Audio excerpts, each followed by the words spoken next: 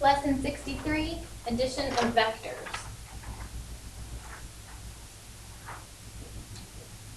In order to solve for addition of vectors, there are a few steps that we need to do.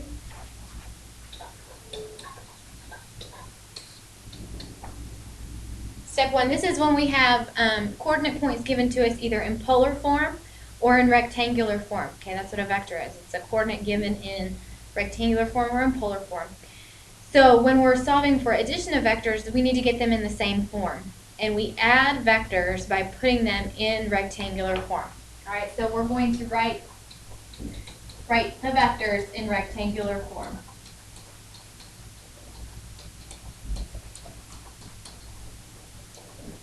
If you don't remember rectangular form, we can refer to lesson 54. And that's a review on converting from polar to rectangular. The second step is to add the horizontal components.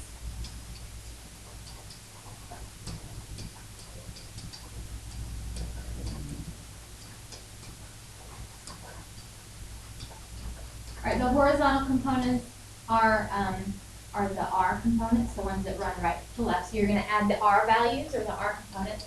And then the third step is to add the vertical components.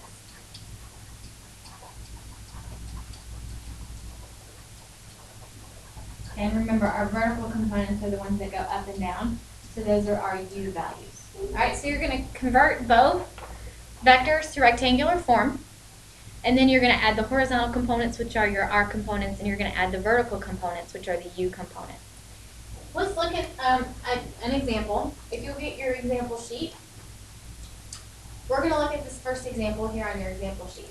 And it says, flying arrow left the village and traveled 20 miles on a heading of 20 degrees.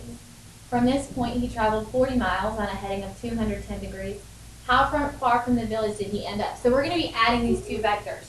Now, 20 miles on a heading of 20 degrees. We can write that as 20, that's our vector length, that's our distance, and a heading of 20 degrees. All right, so we've got a vector length and our angle. Then we've got 40 and 210 degrees. We can write that as 40 as our vector length, and 210 is our degrees. So now what we're going to do, now that we have both of our vectors, we're going to convert both of them to polar form. So let's start with our 2020. All right, remember, in order to convert from polar form to rectangular form, we've got to draw our graph. We've got to label it. Now we're going 20 degrees, and our vector is 20. All right, so we have 20 degrees with a vector length of 20. Remember, this bottom side is going to be R, because it's right to left, and this side is going to be U.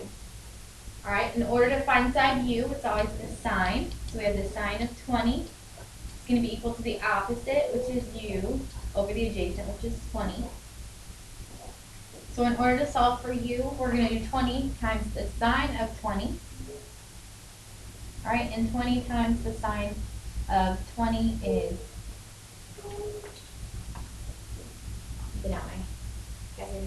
20 times the sine of 20 is going to be 18.79. Right, so we have 18.79U.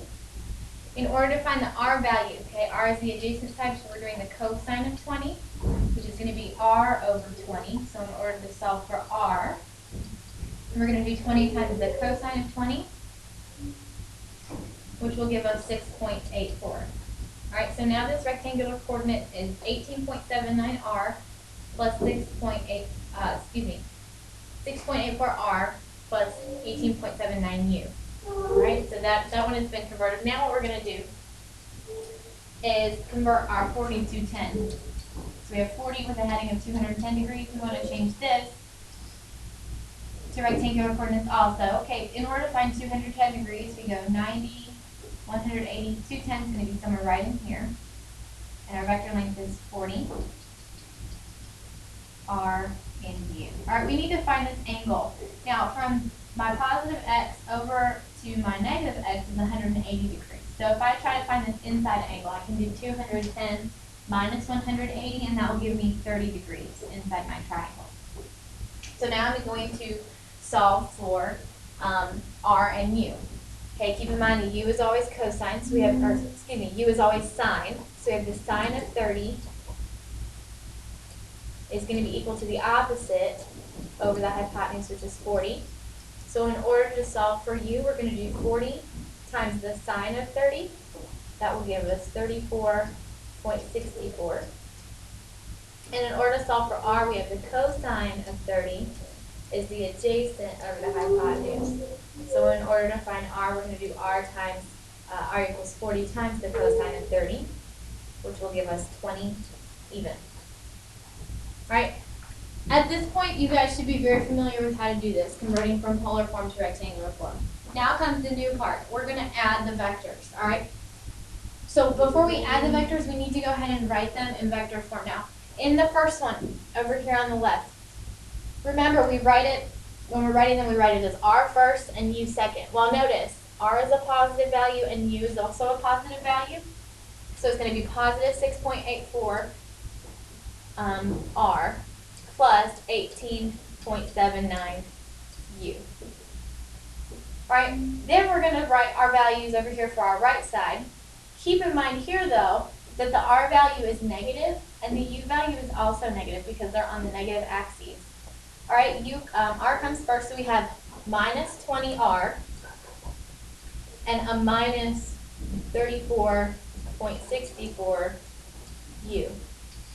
What we're going to do is add those vectors. So we have 6.84 plus a negative 20. Okay? When we have plus a negative 20, we're going to get, just like regular addition, it's going to be negative 13.16r. And then on my u values, I have 18.79 plus a negative 34.64, which is going to give us a negative 15.85 u. And that is the final answer. That is the addition of our vector. Okay? So we found each of the vectors in rectangular form. We added our horizontal components first. So we added our r values first here. And then we went through and we added our u values over here. And we rewrote our answer in rectangular form. All right, so the only new thing is adding those vectors. Make sure that we have our positive and negative values in the correct places. That'll make the addition a lot easier. What I want you to do tonight is to work out examples 2 and 3 on your example sheet. All right, we are adding a vector of 30 with an angle of 55 and a vector of 10 with an angle of 170.